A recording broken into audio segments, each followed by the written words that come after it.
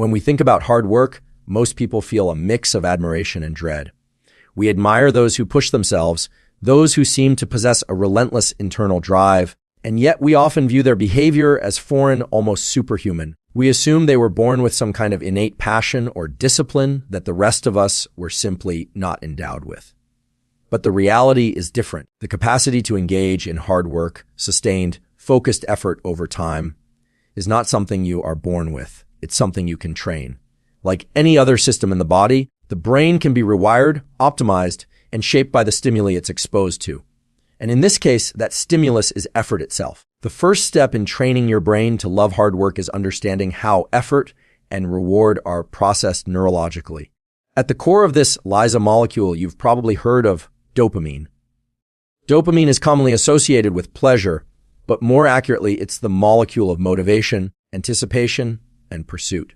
What's crucial to understand is that dopamine doesn't just spike when you achieve something, it also spikes, and perhaps more powerfully, during the process of working toward a goal. And herein lies the key to transforming your relationship with hard work. Most people mistake dopamine as something that comes at the finish line, when you get the raise, win the medal, cross the marathon's end.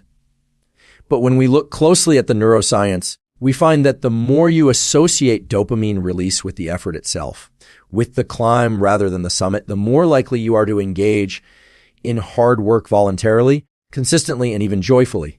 This isn't abstract, it's hardwired. Let me give you a concrete example.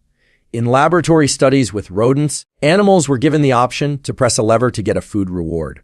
Some of the levers required more presses, more effort. Remarkably, when dopamine was artificially enhanced, the rodents would choose the harder lever, the one that required more effort, because the act of working became more intrinsically rewarding. In humans, we see a similar pattern. When people mentally frame effort as a signal of progress, their brains begin to shift from avoidance to approach behavior. They start to seek out the challenge because the neurochemical environment is now reinforcing effort, not just success. So how do we get there? How do you, in your daily life, begin to teach your brain to enjoy the process rather than just the outcome? It starts with internal framing. This might sound like a psychological trick, but in fact, it creates a real neurochemical shift. The way you talk to yourself during effort, the internal narrative you deploy when something is hard determines whether your brain classifies that effort as threat or opportunity. If you tell yourself, this is hard, but this is where the growth happens, or this strain means I'm getting stronger, your brain begins to release more dopamine during the work, not just after it. Over time, this wiring becomes more efficient. You no longer have to convince yourself. The association becomes automatic. Your brain starts to expect reward from the work itself. You can think of it like resistance training, but for your neurochemistry. Each time you push through the initial discomfort, each time you override the urge to quit, you're not just achieving something externally.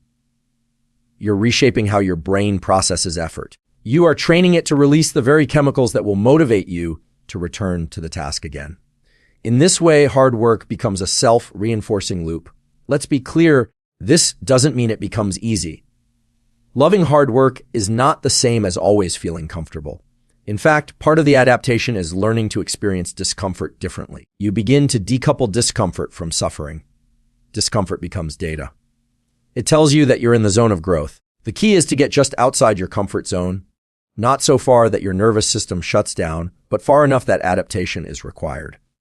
In neuroscience, we call this the zone of neuroplasticity, the sweet spot where the brain is most likely to change in response to experience. You can actually influence the threshold at which effort triggers a stress response. By gradually increasing the intensity or duration of your work sessions while staying mentally engaged and physiologically calm, you teach your system that higher levels of effort are not threatening. This is critical. When your brain no longer views effort as something to be avoided, but rather as a trigger for reward, you'll start seeking it out naturally. That's when the love of hard work emerges, not as a concept, but as a biological truth. There's another dimension here that's essential: the role of focus. When you train focus, you increase your brain's ability to derive satisfaction from single task attention. And this is deeply connected to hard work. Sustained attention, whether on a book, a spreadsheet, a workout, or a difficult conversation, is not just a mental skill. It's a trainable form of endurance. And like all forms of endurance, it improves with progressive overload. Start with shorter bouts of deep work, remove distractions, and extend those bouts over time. As you do, the prefrontal cortex, the part of your brain responsible for decision-making, planning, and sustained focus, becomes more efficient. And this efficiency, too, is rewarding. You begin to experience more flow, more moments where time disappears, and all that remains is the task. One powerful way to reinforce this is through deliberate recovery. Hard work is not sustainable if it's constant, but recovery, when used properly, doesn't just recharge the body. It reinforces the brain's association between effort and pleasure. When you work hard and then recover deeply, whether through sleep, non-sleep deep rest, or mindful breathing, you're creating a binary signal: work equals effort plus restoration. The nervous system learns that stress is not a permanent state, but part of a cycle. This allows you to lean harder into work without fear of burnout. A lot of people wait for motivation before taking action, but that's a misunderstanding of how the system actually works. In truth, action often precedes motivation. The very act of engaging in hard work, even when you don't feel like it, can trigger the dopamine release that leads to motivation. In other words, if you move first, the chemistry will catch up. You prime the pump through behavior. And then with repetition, the behavior itself becomes less aversive and eventually desirable. There's a concept in neuroscience known as reward prediction error. It describes what happens when the brain expects a certain reward and receives more or less than anticipated. If you want to train your brain to love hard work, occasionally reduce the extrinsic rewards associated with it. This may seem counterintuitive, but it's powerful. When you disconnect the task from the external outcome, you allow the internal reward system to dominate. You teach the brain that the process is the prize. And over time, the system stops needing constant validation. It begins to generate its own reinforcement loop. The most elite performers in any domain have mastered this. They've trained themselves to find satisfaction in the act of striving, in the daily repetition, in the pursuit itself. They may still care about the outcome, of course, but the outcome is not what gets them up in the morning. It's the process, the chance to challenge themselves, to improve, to express their potential, that fuels their work. This isn't just motivational fluff, it's deeply biological. The brain is a prediction machine. If it learns that effort reliably produces a chemical payoff, not just through success, but through the effort itself, it will start to crave effort. It will initiate work more readily, it will resist distractions more fiercely, and it will sustain output for longer. Now, this doesn't happen overnight. Neural circuits don't remap themselves after a single experience, but they do respond to repetition, consistency, and emotion. If you can inject meaning into your effort, if you can link the strain to something personally valuable, to your identity, to your mission, then the emotional component amplifies the learning. Your brain encodes not just the behavior, but the value of the behavior. And once value is associated with effort, hard work becomes less of a chore and more of a calling. This is why goals matter, but not for the reason most people think. Goals are important not just because they give you something to aim for, but because they give meaning to the effort you exert in their direction. Without that anchor, effort feels random. With it, effort feels like progress.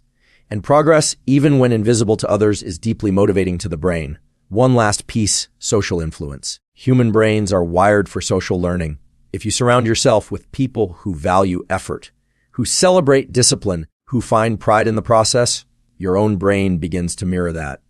Mirror neurons encode the behavior and emotional state of those around us. This is not metaphor, it's physiology. Spend time with people who love hard work, and your own affinity for it will grow. Not through willpower, but through biology. So the next time you feel resistance to a task, whether it's a workout, a study session, or a difficult conversation, pause. Recognize that this resistance is not a signal to stop. It's a signal that you're entering the zone where real change happens. Embrace that, lean in. Tell yourself this effort is where the reward lies, and trust that your brain will catch up. Because ultimately, loving hard work is not a personality trait. It's a trained response.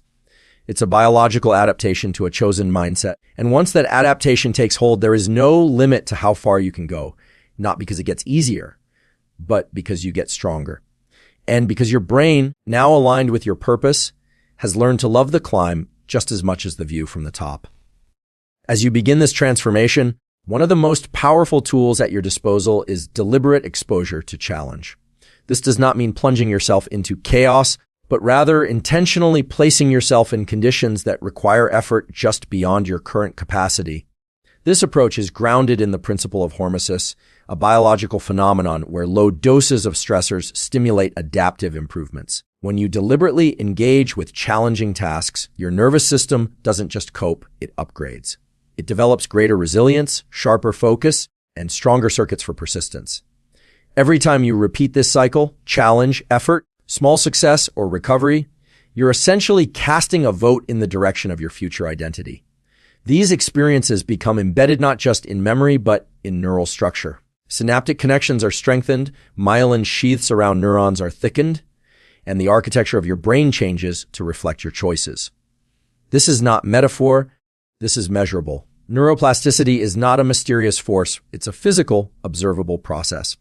The more frequently you activate the pathways associated with perseverance, the more dominant those pathways become. You are quite literally sculpting a brain that prefers effort over ease. You can accelerate this by paying attention to your emotional responses. Emotions are chemical signatures that accompany experience.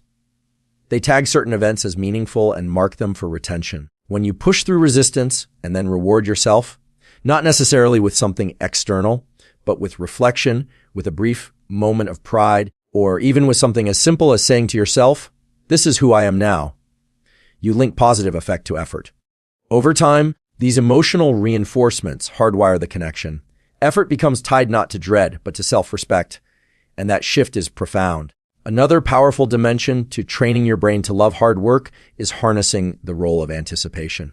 Anticipation is a state that primes the dopamine system. When you expect effort to lead somewhere meaningful, even if it's far in the future, your brain becomes more willing to invest energy in the present. This is why vision matters. When you hold a mental image, not just of the goal, but of the person you're becoming through the pursuit of the goal, that image acts like a magnet. It draws behavior toward it. Visualizing the process, not just the outcome, but the practice, the grit, the daily fight, creates an emotional bridge between now and later. And when the emotional tone of that visualization is one of purpose and identity, your system gets on board. There's also something to be said for breaking up the illusion of motivation as constant fire. You don't need to feel inspired to engage in hard work. In fact, the most resilient individuals often report that they feel neutral most of the time, not euphoric, not driven by massive waves of emotion, but centered, calm, and committed. This baseline state is something you can cultivate. Through practices like breathwork, cold exposure, or focused attention training, you can bring your nervous system into a regulated state more easily. That regulation, in turn, makes it easier to lean into work. Because if your system is calm, then challenge is not interpreted as danger, it's interpreted as opportunity. And there is deep wisdom in adopting the mindset of the practitioner rather than the performer. A performer is obsessed with outcome, how others will evaluate the result. A practitioner, however, is obsessed with the craft, the technique, the integrity of the process, the details that others might never notice, but that signal personal mastery. When you see yourself as someone who practices hard work, who refines their relationship with difficulty, then even failure becomes a form of success. Because failure within the context of practice is data. It shows you where to aim your attention next. In this context, mistakes are no longer threats to identity, they're requirements for growth. And the more comfortable you become with errors, not in the sense of being careless, but in the sense of accepting that improvement requires feedback, the more liberated you are to pursue difficult work without hesitation. You're not afraid of failing because you've decoupled your self-worth from the outcome. What matters is the process. What matters is showing up. And showing up is something you can design into your life. There is immense power in ritual, in consistent, repeatable sequences that initiate action. These rituals don't need to be elaborate. A specific place you sit to begin work. A particular way you breathe before lifting. A phrase you say to yourself before entering a hard conversation. These signals act as neuroprimers. They tell the brain, this is the context in which we exert effort. And over time, the association between the ritual and the work strengthens. Eventually, the ritual becomes a doorway, a reliable way to transition from inertia into action. The importance of state transitions cannot be overstated. One of the challenges with hard work is that it often requires shifting from one brain state to another, from comfort to alertness, from rest to engagement, from contemplation to execution. If you build conscious mechanisms for those transitions, whether through movement, breath, hydration, light exposure, or mental framing, you reduce the friction of initiation. And once work has begun, the probability of continuing rises dramatically. Momentum becomes an ally. You can also leverage physiological tools to sharpen your ability to stay in the zone. Visual focus, particularly narrowing your field of vision, is one way to trigger the attentional networks in the brain. When you deliberately focus your eyes on a specific point or area, you activate circuits that suppress background noise and reduce internal distraction. This isn't just helpful, it's transformative. Because so much of what derails hard work is not difficulty, but fragmentation. When your attention is scattered, effort feels heavier. When it's unified, effort flows. This is why environmental design matters. Create spaces that support focus, that reduce sensory clutter, that signal the brain here, we go deep. The brain responds powerfully to environmental cues. If you associate certain spaces with deep work, your brain will begin to prepare itself automatically when you enter them. Likewise, if you associate your phone or your social media feed with constant novelty and low effort gratification, those associations will undermine your ability to sustain attention elsewhere. You don't need to eliminate these sources of distraction entirely, but you do need to be intentional about when and how you engage with them. Otherwise, the short-term dopamine spikes they provide will outcompete the slower, more meaningful dopamine that comes from sustained effort. You can think of your dopamine system like a budget. There's only so much motivation currency available at a given time. Spend it on cheap thrills, and you'll have less for deep work. Spend it on challenges, and the system adapts. It becomes more efficient. It recalibrates what feels rewarding. And this recalibration is the essence of training your brain to love hard work. You're not just pushing yourself harder. You're changing what hard means. You're changing how it feels. You're also changing who you are. Because identity is not static. It's not something you discover once and for all. It's built through repeated behavior. Every time you choose effort over avoidance, you reinforce the idea, I am someone who does hard things. And the more often you act from that identity, the stronger it becomes. Eventually, it becomes the default. You no longer have to psych yourself up because your nervous system now expects that you will show up. This expectation becomes a form of internal accountability. This also helps with a common issue, the plateau. Everyone reaches points in their development where progress slows or seems to stall. What separates those who keep going from those who quit is often not talent, but tolerance. Tolerance for boredom, for repetition, for imperceptible gains.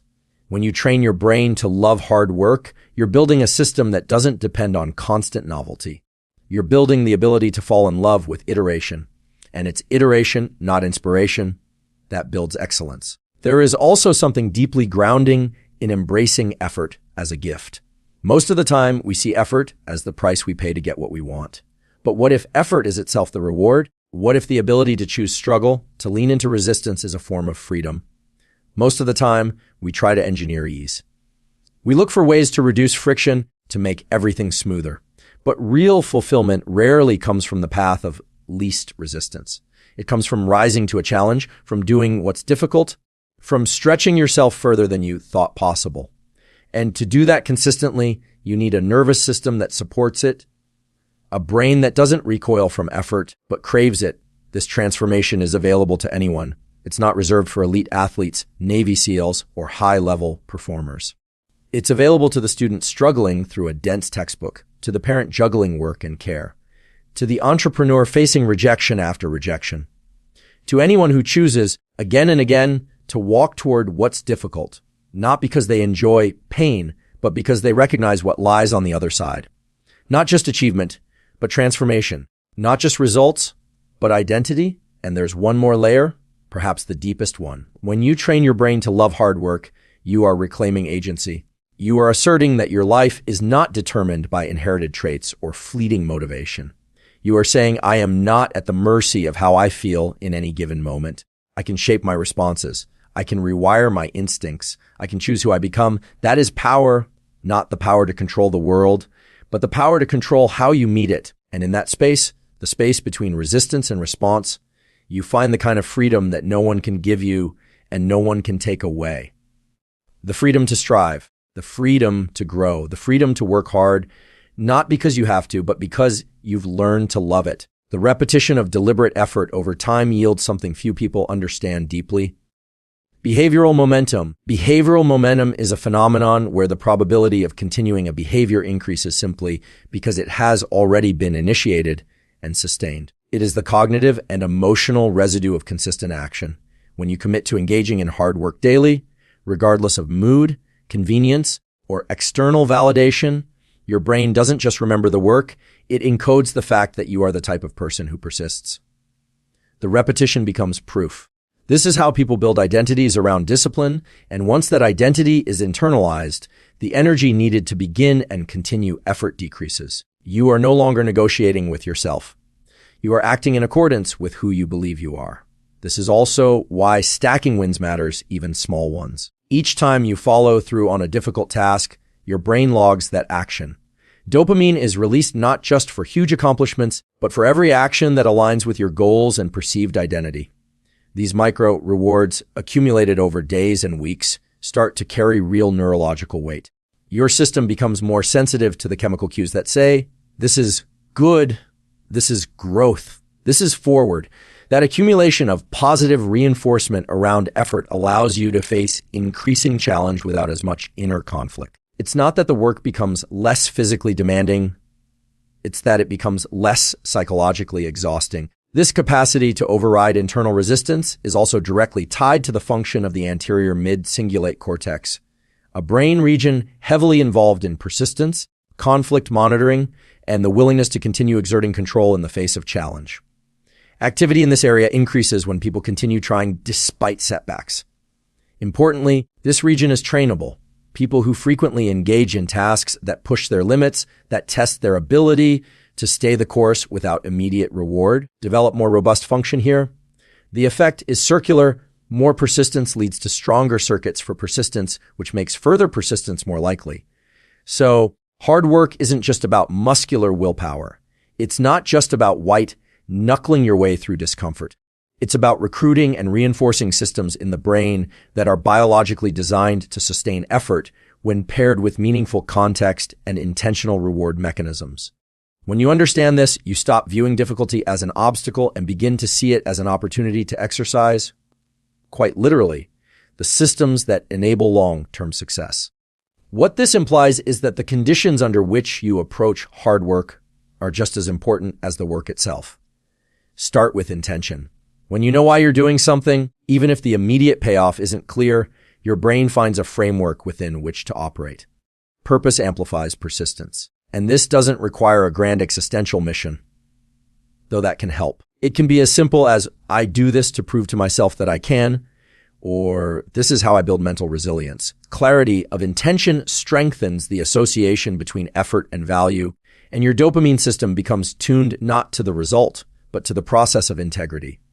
You can also take advantage of behavioral anchoring. This involves linking effort-based behaviors to already established habits or rhythms in your day.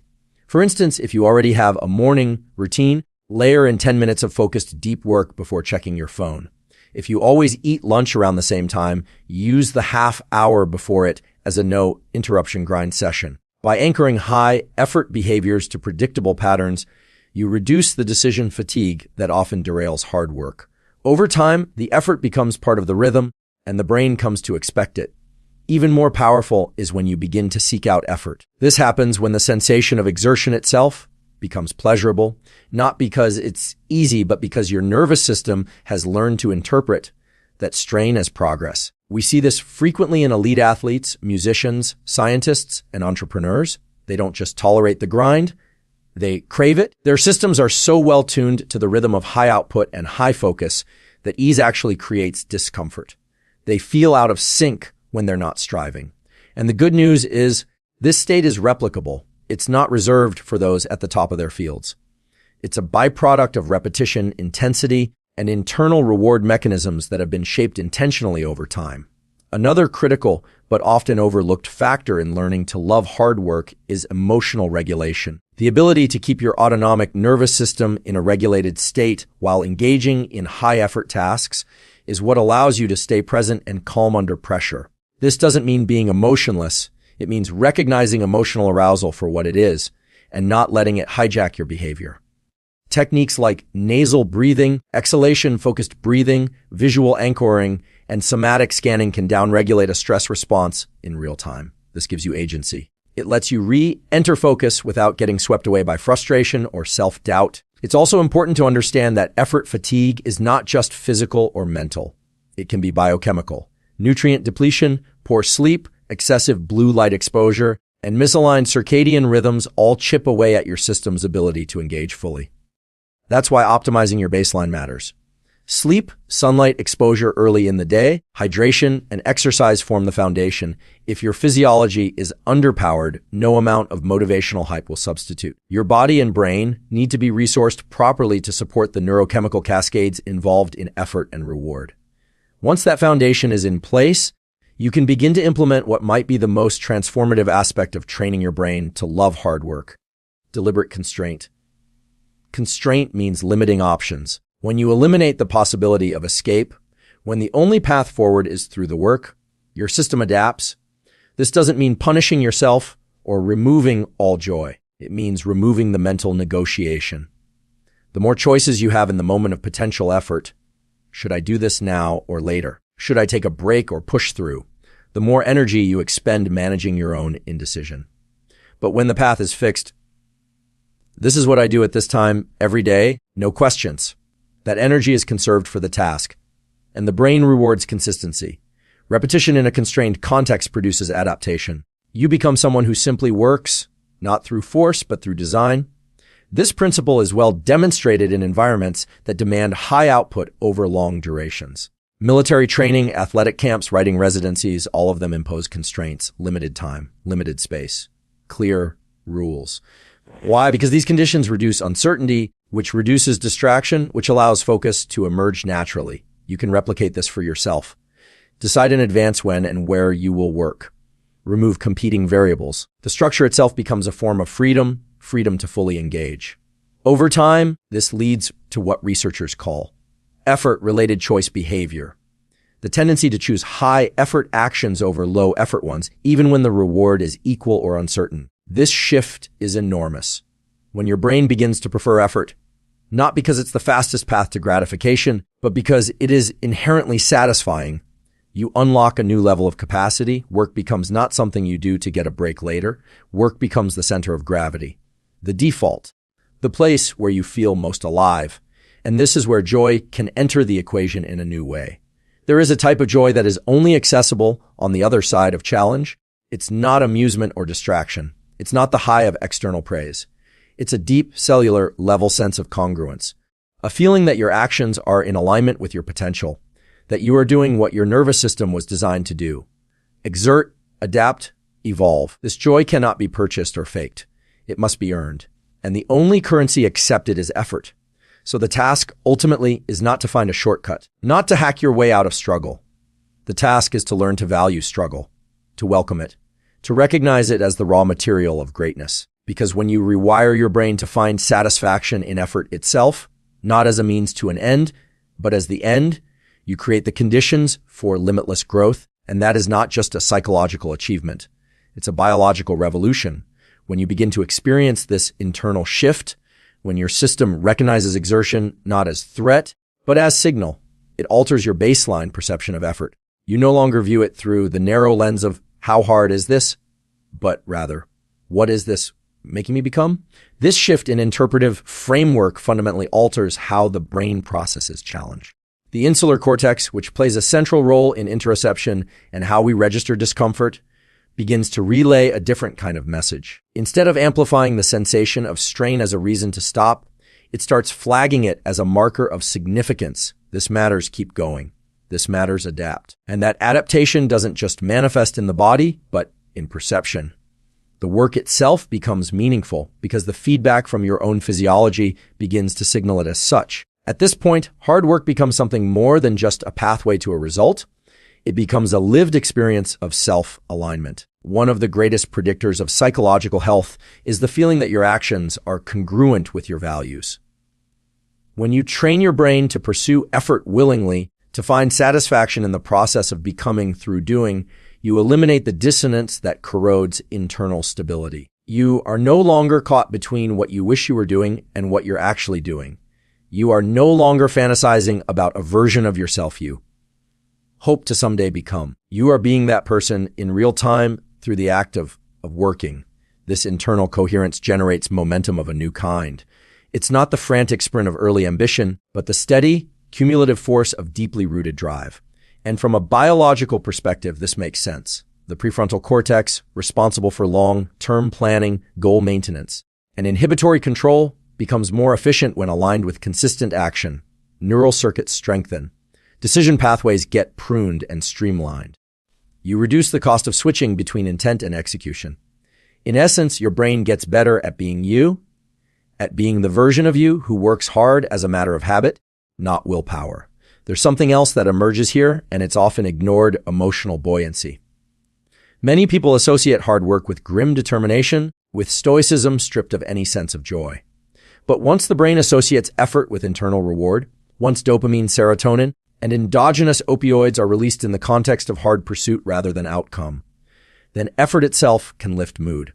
People often chase dopamine through novelty, but novelty is unreliable. Novelty fades. Effort, on the other hand, is renewable.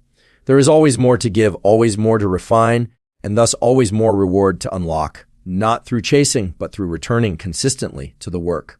This is where routine becomes sacred, not mundane, not boring, sacred. Because the routine becomes the container that holds your evolution.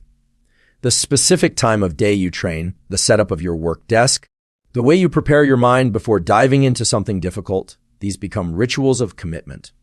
And rituals have deep roots in human neurobiology. They reduce uncertainty, they signal safety.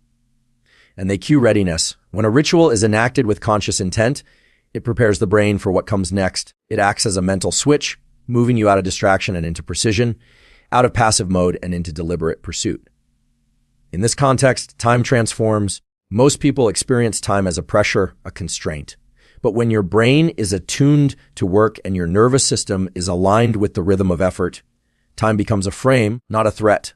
Within that frame, you pour your energy, your focus, your willingness to adapt. This generates what psychologists call temporal self-continuity, a felt sense that your present self is meaningfully connected to your future self, that the person you are becoming is being built moment by moment through action. And that continuity gives your brain a reason to care. It binds your attention to your goals. It keeps you from drifting into distraction because it reinforces the felt significance of now. Distraction, of course, is the enemy of effort. Not because it's evil, but because it's cheap. It hijacks your reward systems and trains them to prefer the path of least resistance. The more you indulge in impulsive, high stimulation, low friction behavior, scrolling, checking, toggling, the more you desensitize your dopamine pathways to slow building reward.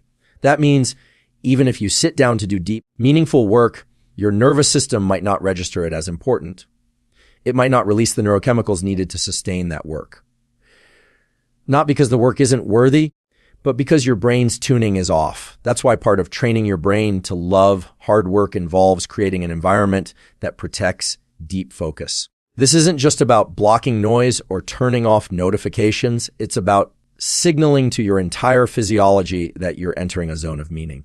That zone, once established, allows for what researchers call neural entrainment, a phenomenon where brain waves begin to synchronize with patterns of external rhythm and internal intent. When you work consistently in the same place at the same time with the same cues, your brain begins to prepare for that state automatically.